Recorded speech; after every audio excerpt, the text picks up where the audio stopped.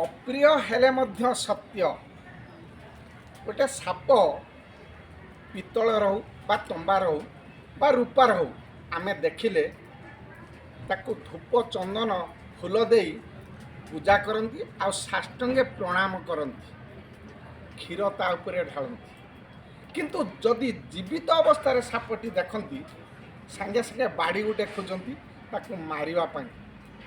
ठीक सेहीपरि पितामाता चलीगला परे तांको फोटो को आमे माने पूजा करुछंती धूप चंदन दीप दे आउ आखिरु धार धार लुह गड़ुछंती किंतु जीवित अवस्था तांको कथा बुझुना।